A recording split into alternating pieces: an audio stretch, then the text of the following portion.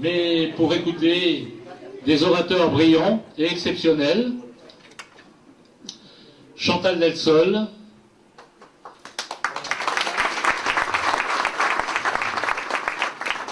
philosophe, écrivain, membre de l'Académie des sciences morales et politiques depuis 2008.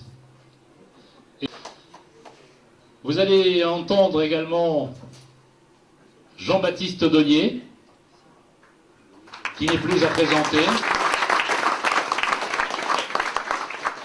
qui est professeur de droit à l'université d'Aix-en-Provence. Je ne dirai pas le numéro. Et puis enfin, Jean-François Mattei,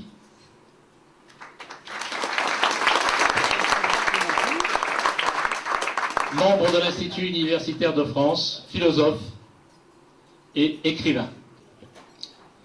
Alors ce soir, une nouvelle fois, le miracle, comme disait mon ami Gérard, de Louis XVI s'est reproduit puisqu'il nous rassemble. Pourquoi parler de Louis XVI aujourd'hui, 216 ans après sa mort? Que représente-t-il?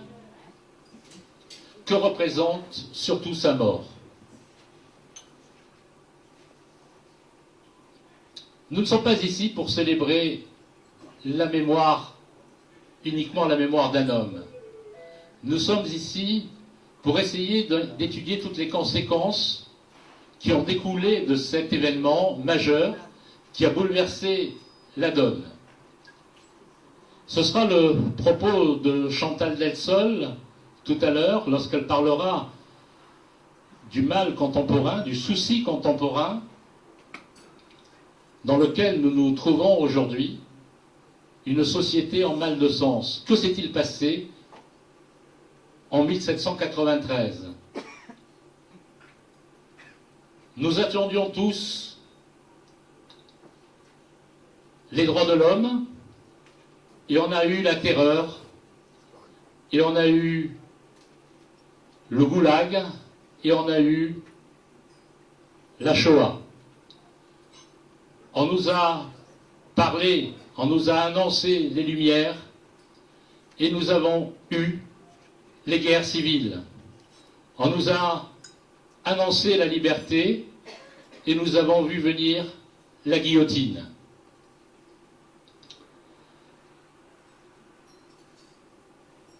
On nous a annoncé la fraternité, et nous avons vu arriver la guerre de Vendée et la guerre civile.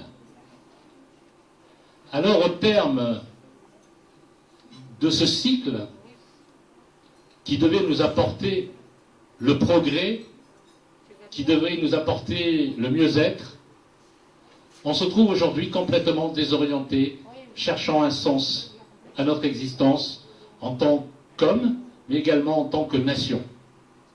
La parole est à Jean-Baptiste Donnier.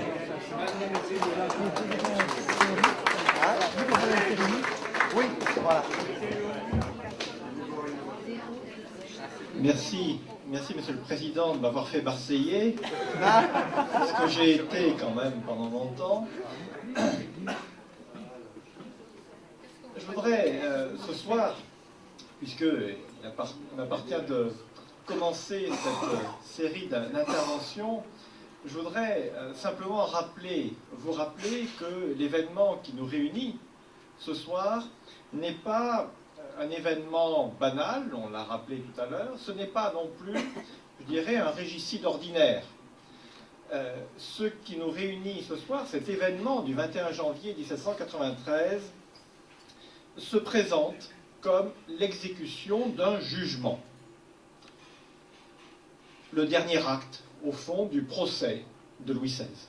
Et c'est sans doute la raison pour laquelle on a demandé aux juristes d'intervenir en premier. Dernier acte d'un procès que cette exécution, donc, du 21 janvier 1793, et à ce titre, la mort de Louis XVI se distingue sans aucun doute de bien d'autres morts tragiques d'autres monarques. La mort de Louis XVI n'est pas la mort de Nicolas II, assassiné par quelques bolcheviks avinés et analphabètes qui craignaient l'arrivée des armées blanches. Non, la mort de Louis XVI est l'exécution d'une sentence judiciaire. Et à ce titre, donc, ce n'est pas simplement un épisode sanglant parmi d'autres d'une révolution politique, c'est, et c'est ce que je voudrais essayer de démontrer ce soir, une révolution juridique. Une révolution juridique en ce sens que c'est un acte de rupture avec un droit ancien et un acte en même temps fondateur d'un droit nouveau, d'une nouvelle conception du droit. Pourquoi cela? Eh bien parce que le jugement, c'est, pourrait-on dire, la quintessence du droit. Parler justement en cette occasion, eh bien Jean-Marc Varro a très bien démontré cette aberration juridique du pouvoir législatif qui juge le pouvoir exécutif, c'est-à-dire une confusion totale à la fois des pouvoirs judiciaires et législatifs, et la négation de l'indépendance du pouvoir exécutif. C'est donc en soi une énormité juridique, au sens d'ailleurs de ce droit nouveau qui était sur le point d'apparaître depuis notamment la Déclaration des droits de l'homme de 1789, qui avait proclamé précisément la séparation des pouvoirs, le procès de Louis XVI, c'est la confusion des pouvoirs. Mais ce n'est pas la seule ni la principale énormité juridique de ce procès. Et je voudrais ce soir attirer votre attention sur une autre énormité de ce procès, énormité au sens propre, c'est-à-dire hors de la norme. Une autre énormité de ce procès, quelle est-elle? Louis XVI, est jugé coupable, non pas au regard des lois existantes, mais au regard de la loi que fait la Convention en le jugeant. C'est-à-dire que ce pouvoir législatif qui devient juge, il ne cesse pas pour autant de légiférer. Il légifère en jugeant.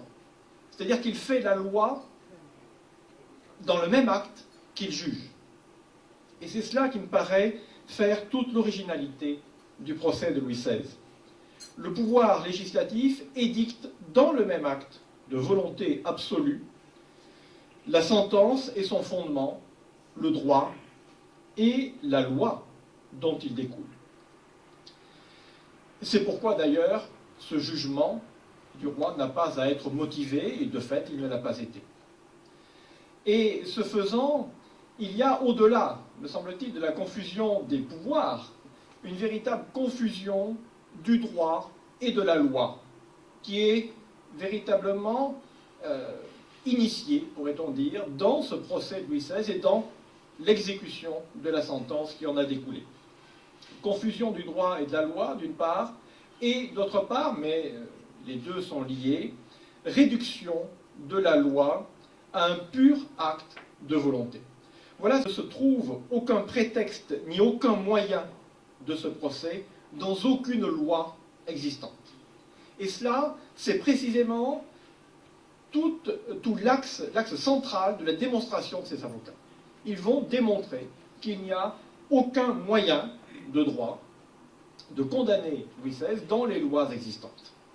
Et ce faisant, sans avoir aucune illusion sur l'issue du procès, ni de la part du roi ni de la part de ses avocats, ce faisant, cette défense du roi a bien mis l'accent sur justement ce qui me paraît être l'originalité absolue du procès de Louis XVI, à savoir donc cette confusion du droit et de la loi.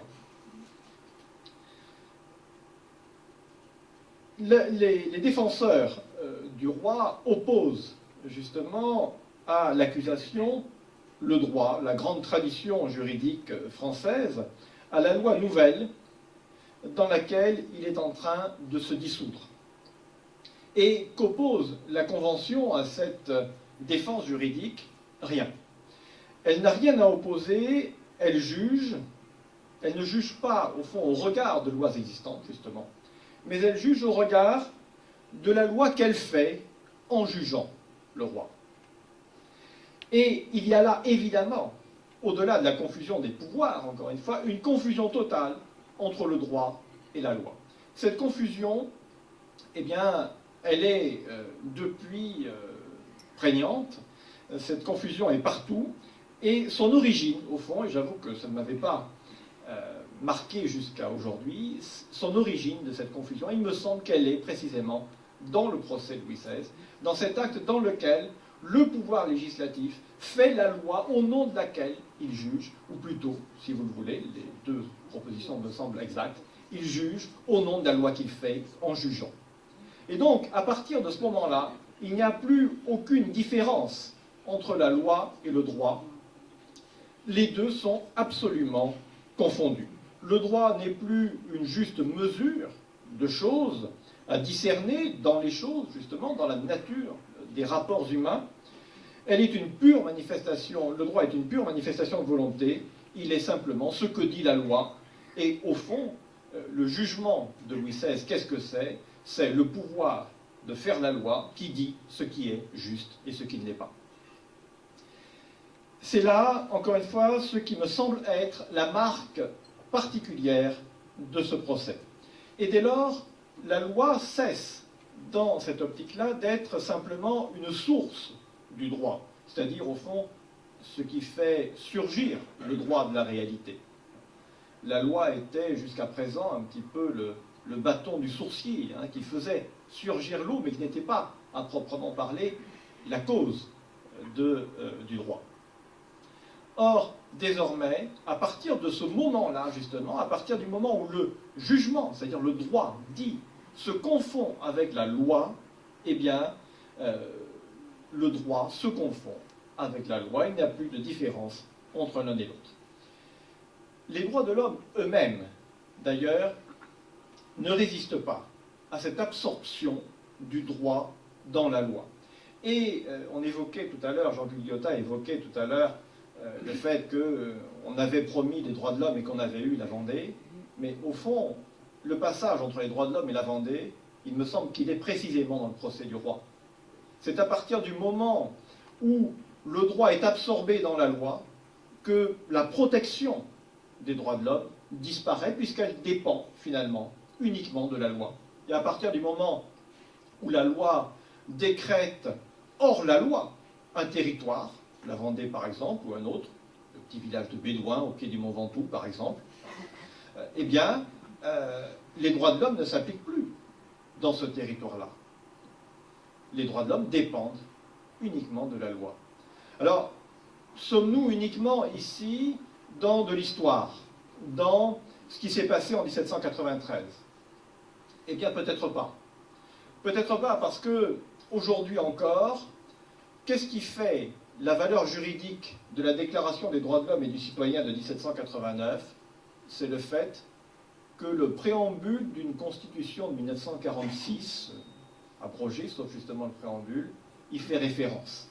Autrement dit, ce qui fait la valeur juridique, l'efficacité juridique des droits de l'homme, c'est le rattachement de la Déclaration des droits de l'homme à une loi, fût-elle constitutionnelle. Faisons tomber la loi, les droits de l'homme disparaissent. Si l'on passe du plan interne au plan international ou européen, on s'aperçoit à la lecture des arrêts, je peine employer ce terme, je ne sais pas s'il convient bien, de la Cour européenne des droits de l'homme, on s'aperçoit que dans l'interprétation que cette juridiction, si c'en est une, fait de la Convention européenne des droits de l'homme, eh bien, il est fait constamment référence à une sorte de consensus législatif sur les droits de l'homme. C'est-à-dire que les droits de l'homme sont reconnus en fonction de la reconnaissance dont ils font l'objet dans les différentes législations des États partis à la Convention européenne des droits de l'homme. L'exemple peut-être le plus significatif est celui de la protection juridique accordée à l'enfant conçu.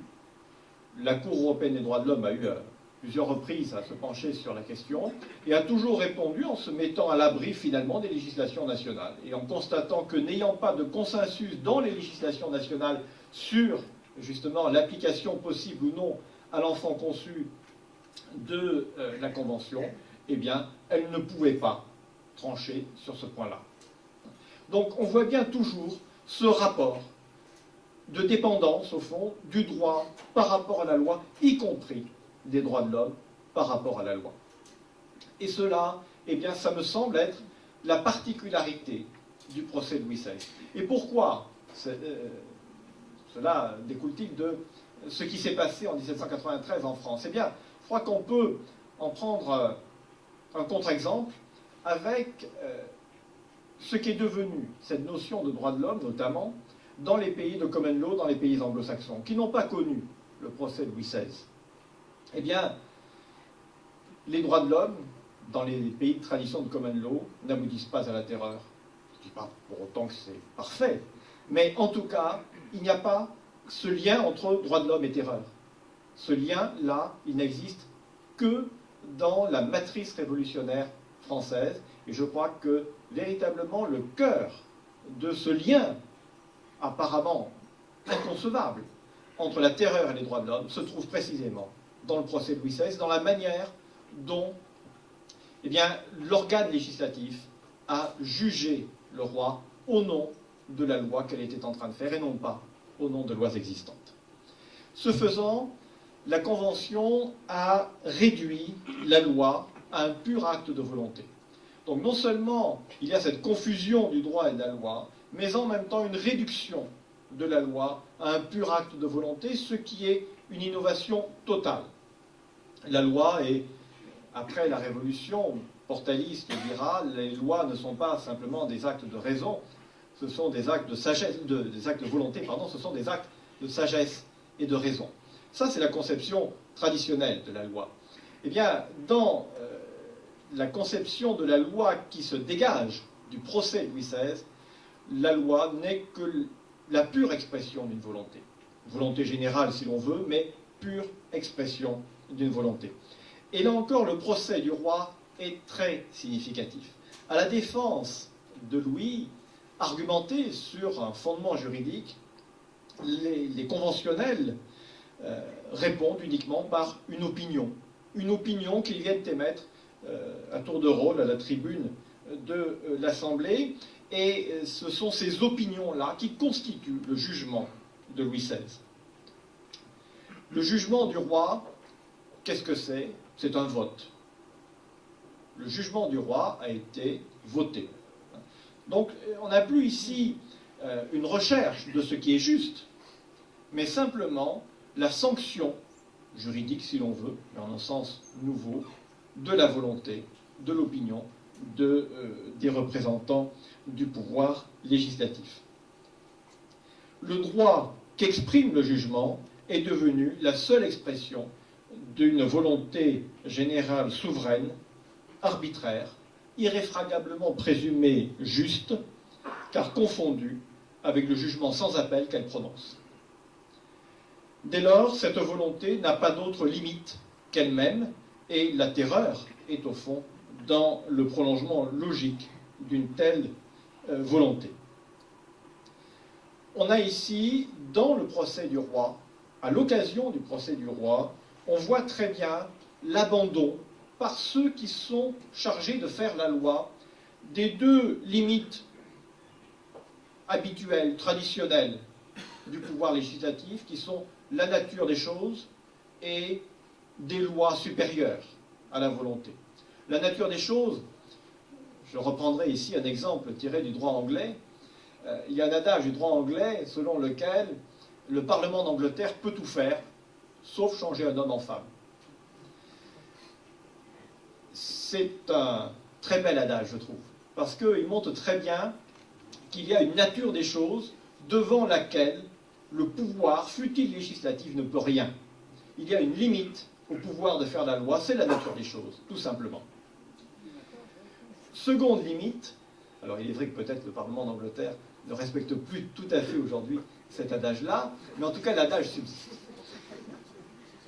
Seconde limite, eh bien, ce sont des lois supérieures, des lois qui d'ailleurs expriment la réalité profonde du monde, ces lois que dans la tradition constitutionnelle française on appelait les lois fondamentales du royaume et que Louis XIV lui-même se reconnaissait dans l'heureuse impuissance de méconnaître. Ces deux limites-là,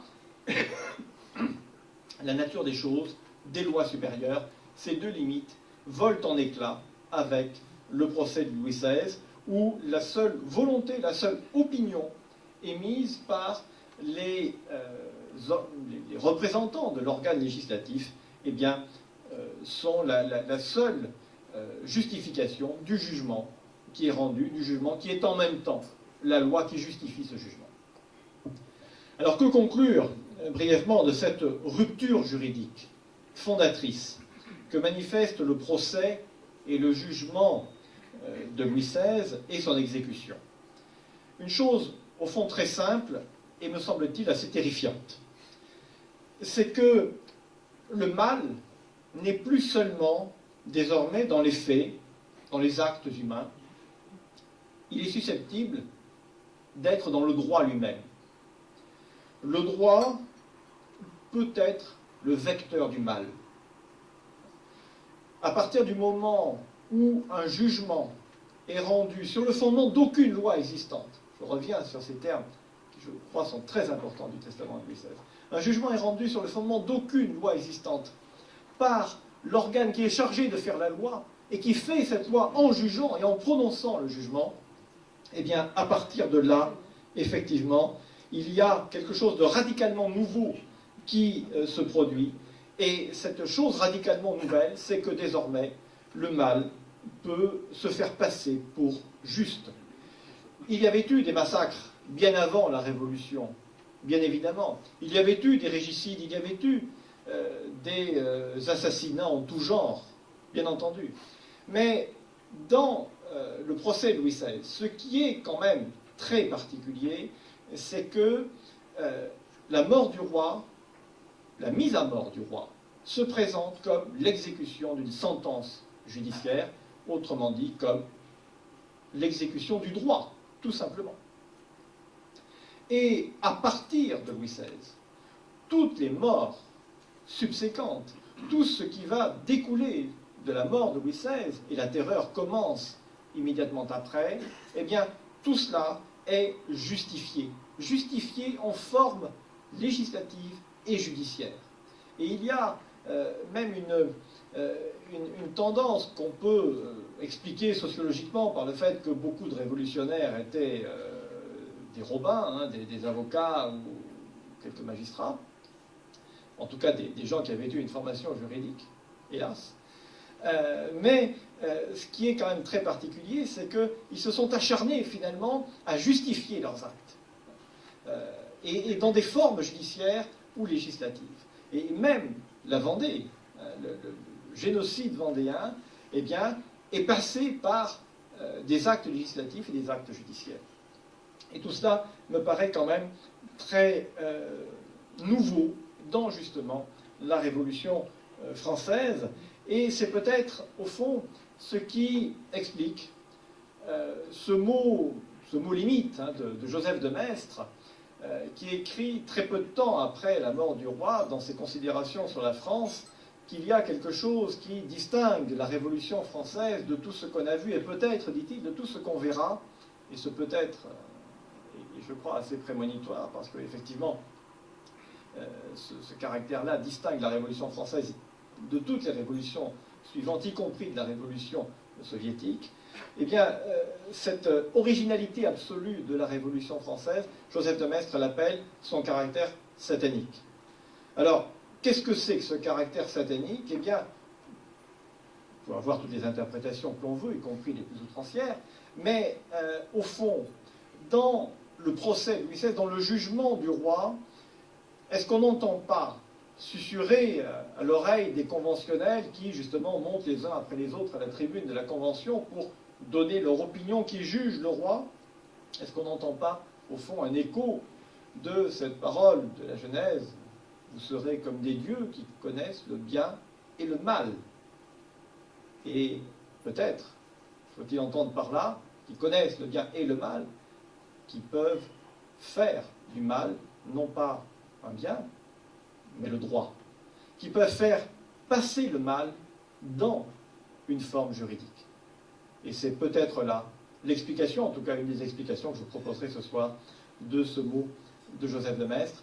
En tout cas, il y a dans l'événement du 21 janvier 1793 une rupture et une fondation qui, hélas, marque encore profondément notre droit, et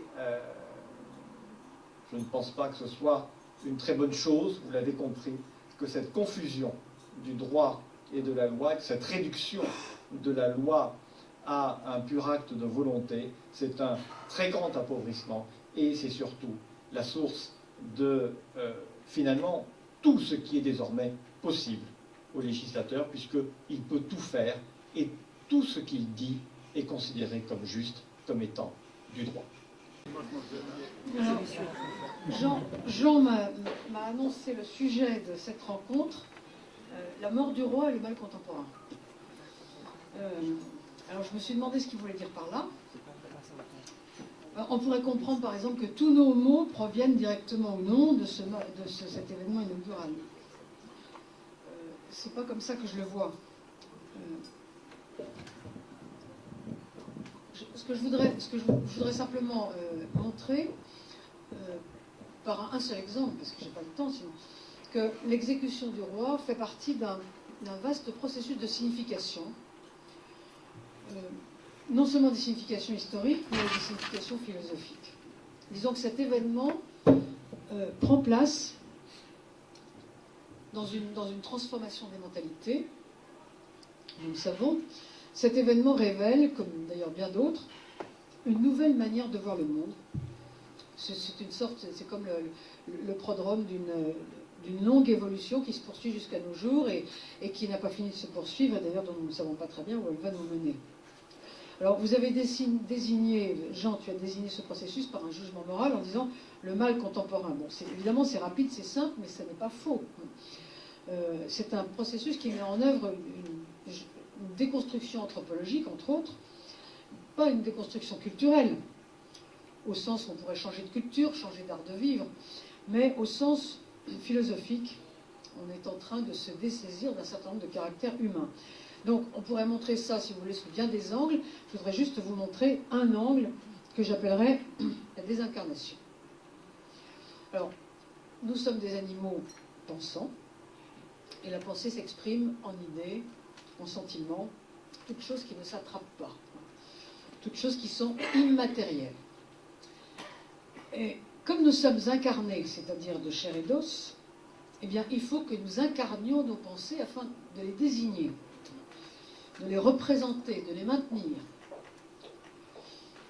Il nous faut symboliser. Le symbole, c'est une image matérielle qui incarne, qui désigne, qui rappelle un monde immatériel. Le drapeau évoque la patrie, le lys évoque la pureté, la balance évoque la justice, etc. Donc il nous faut constamment incarner nos idées, nos sentiments, nos valeurs, etc.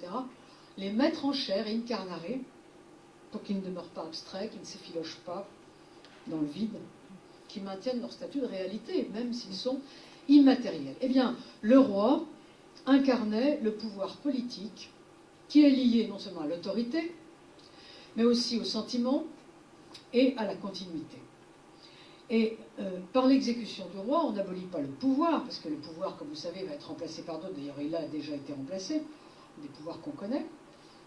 Mais on abolit le sentiment qui s'attache au gouvernement et la continuité du pouvoir.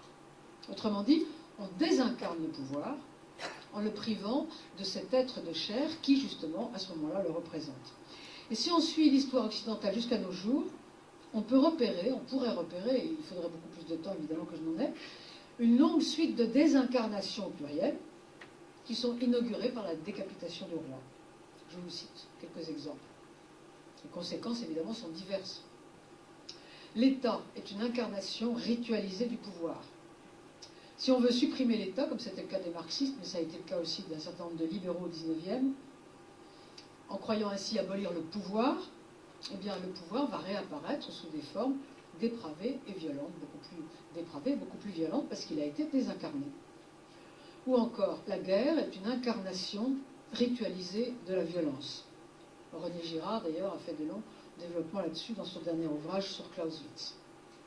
Si vous mettez la guerre au banc, ce qu'on fait aujourd'hui, la guerre est quasiment interdite. On n'ose même plus parler de guerre quand on fait la guerre, sauf si c'est les ennemis qui la font.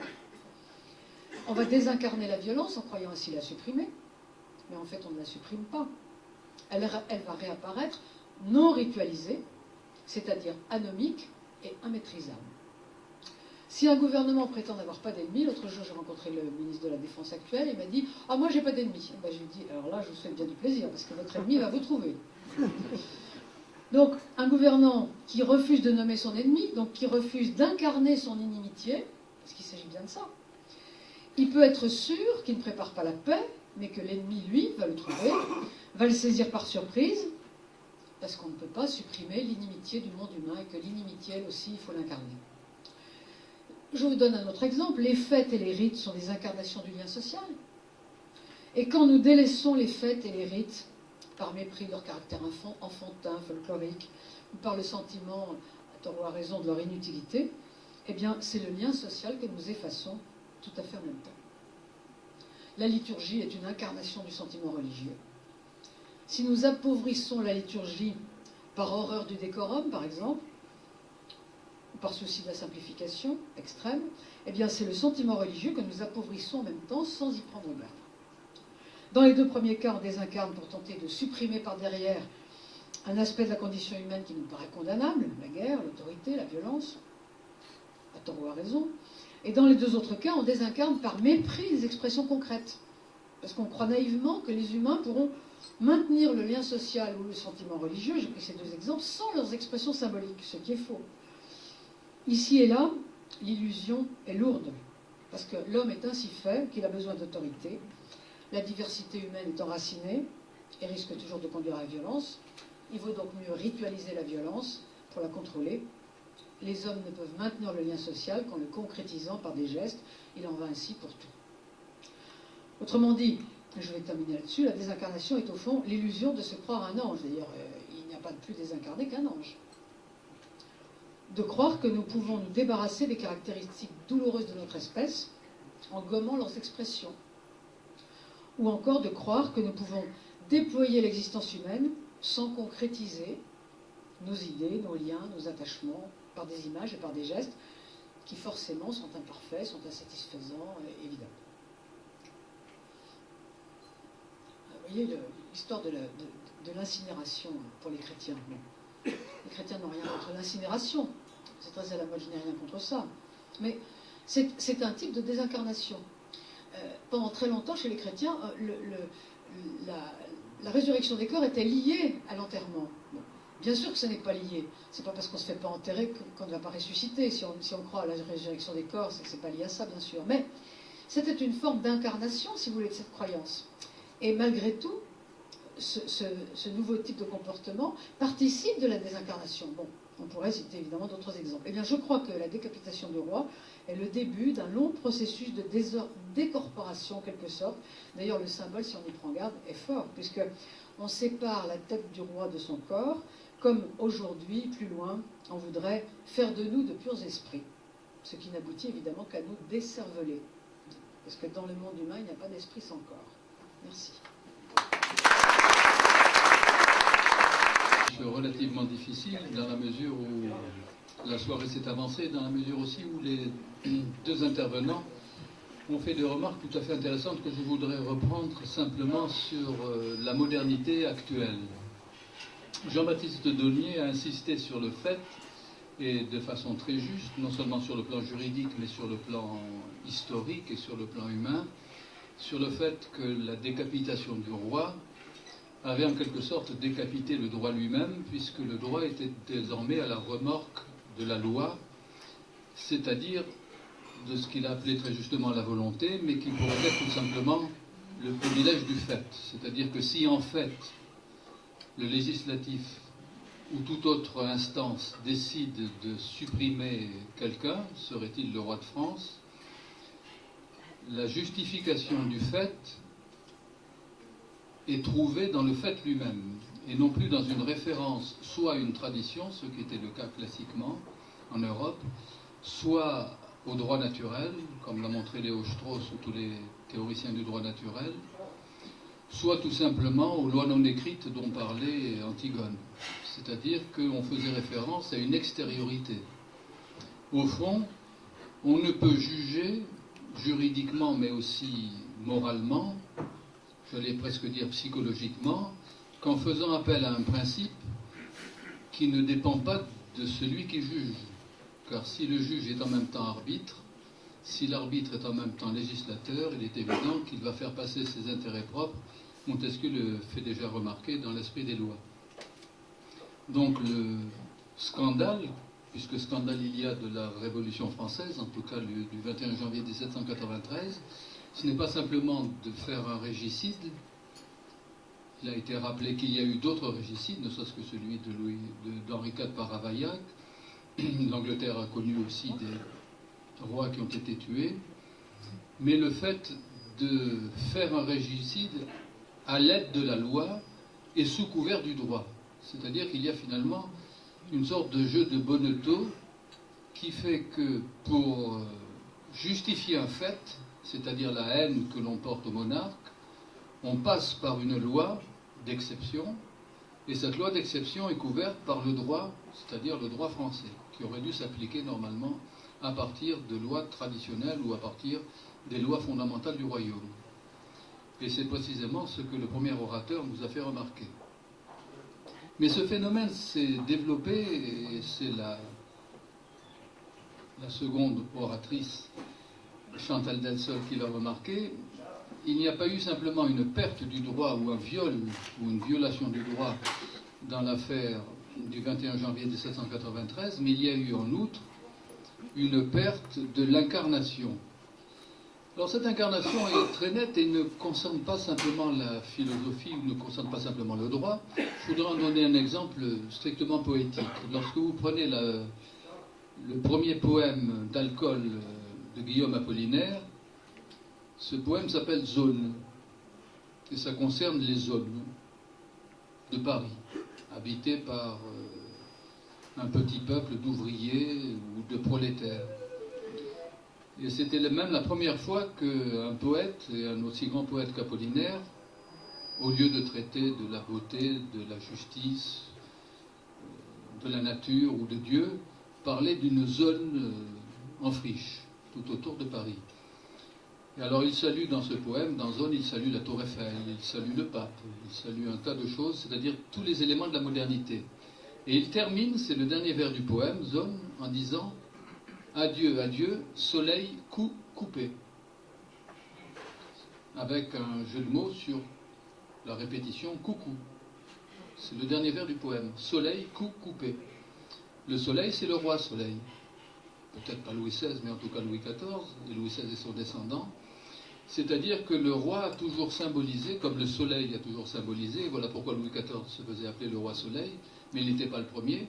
Amon-Ra, en Égypte, et la plupart des pharaons avaient aussi le titre solaire, qui représentait symboliquement, évidemment, le pouvoir, et au-delà du pouvoir, la légitimité du pouvoir. Car enfin, lorsque vous vous mettez au soleil, en particulier à Marseille, vous ne demandez pas au soleil la légitimité de vous chauffer. Il est légitime du simple fait qu'il est soleil. De la même manière, la nuit, quand vous regardez une étoile, l'étoile est légitime du simple fait qu'elle est étoile polaire, et qu'elle vous montre le chemin. Et donc, classiquement, dans la théorie du droit politique ou du droit social, le détenteur du pouvoir, qu'il s'appelle Alexandre, qu'il s'appelle César, qu'il s'appelle Périclès, qu'il s'appelle Napoléon, quelle que soit la manière dont il avait pris le pouvoir, peut-être à la suite d'un coup de force, était justifié par cela seul qu'il fondait son autorité sur une autorité supérieure. Selon l'adage latin bien connu, omnis potestas ad Deo, c'est-à-dire que tout pouvoir vient de Dieu, ou si vous le voulez plus simplement, pour ne pas faire appel à la religion, tout pouvoir implique une légitimité. Et cette légitimité a deux caractéristiques. D'une part, elle est une légitimité idéale ou idéale, comme disent les philosophes, c'est-à-dire qu'elle est fondée sur une certaine idée, une idée de la politique, une idée de la religion, une idée de l'homme, une idée de la morale. Et dans ce cas-là, cette idée demande, et c'est là que je reviens à Chantal Delsol, à s'incarner. Et elle s'incarne traditionnellement dans la monarchie française ou dans les monarchies traditionnelles, elle s'incarne précisément dans un homme, dans le roi. De la même manière d'ailleurs que la République s'incarne aussi dans un homme, à savoir le président de la République. Il y a toujours et nécessairement une incarnation de l'idée.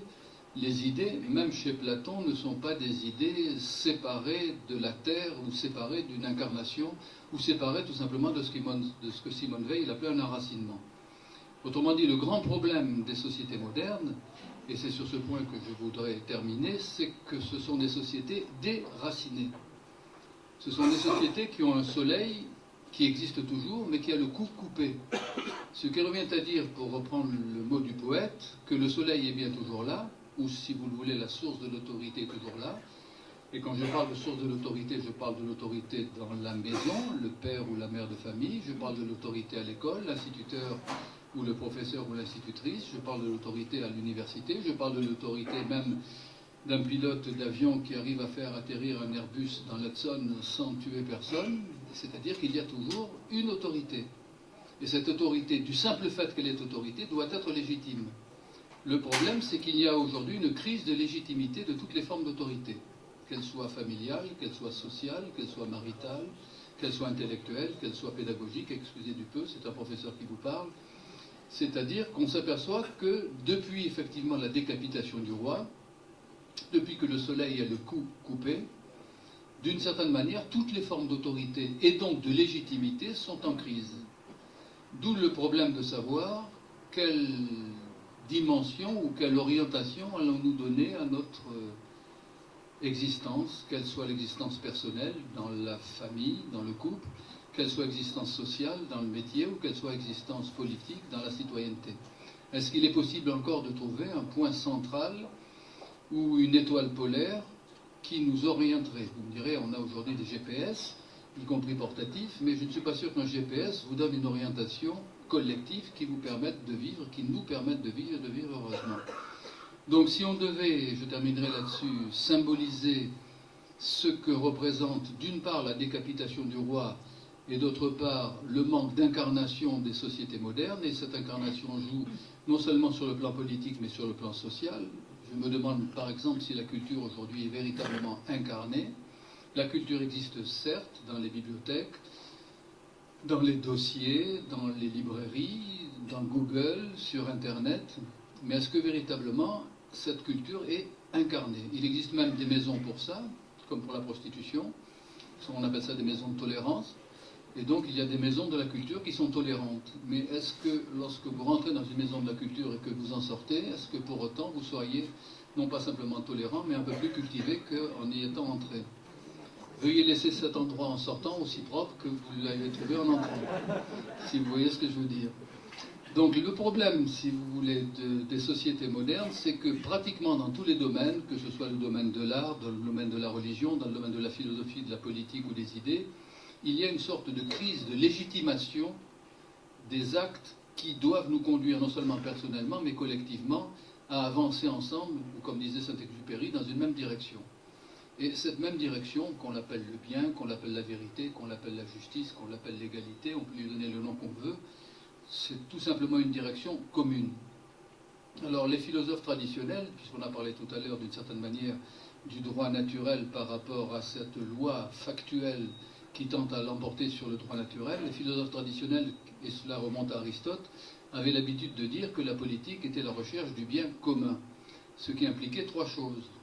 D'une part, que la politique est bien une recherche, c'est-à-dire qu'elle est finalisée, qu'elle est la recherche d'un bien et non pas d'un enrichissement ou d'autres activités de ce type, et que ce bien doit être un partage commun. Or, je me demande si aujourd'hui, dans la société qui est la nôtre, et avec les crises qu'elle traverse, et pas simplement les crises financières des subprimes ou autres, si nous avons encore conscience que la vie en commun doit être la recherche finalisée d'un bien universel, commun, c'est-à-dire partagé. Et si effectivement c'est la loi factuelle qui prévaut sur le droit naturel, si effectivement ce sont les idées débarrassées de toute incarnation qui tentent à l'emporter, alors il ne nous reste plus qu'à tirer le rideau et à terminer cet exposé. Je vous remercie de votre attention.